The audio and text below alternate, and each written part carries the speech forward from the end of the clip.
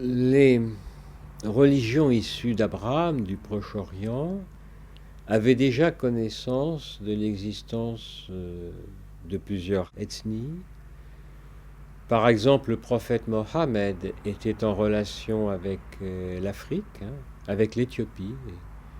Le Coran en parle, les récits historiques de l'islam parlent de ces Africains. De la même façon, il y a les personnages des rois mages dans le christianisme.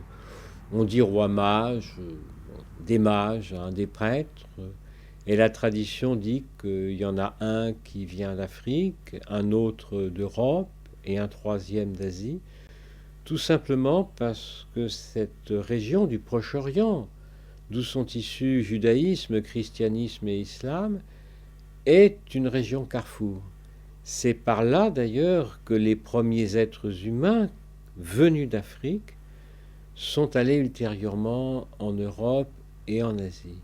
Donc il y avait déjà une certaine perception de ces différences, et les textes sacrés montrent qu'on avait conscience de la pluralité du genre humain, mais bien entendu, par rapport à l'époque actuelle, c'était peu de choses, puisqu'il suffit de prendre nos transports en commun, nos trains, nos RER, nos métros, pour croiser des gens qui n'ont pas la même couleur de peau, qui ne sont pas issus des mêmes civilisations. Et ça, c'est vrai que c'est un défi aussi par rapport aux religions. Par exemple, aujourd'hui en France, nous avons beaucoup de chrétiens venus d'Afrique. Il y a beaucoup de prêtres africains en France, d'autres venus des Antilles, catholiques ou protestants, d'autres venus d'Asie, du Vietnam ou de Chine. Mais on a aussi des musulmans venus du Maghreb, d'autres venus d'Afrique subsaharienne, ou comme on dit d'Afrique noire.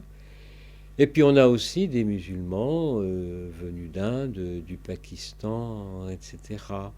Donc en réalité, aujourd'hui, il y a une très très grande diversité des croyants, surtout dans les grandes villes et les banlieues, en région parisienne, lyonnaise, Marseille, Lille, etc.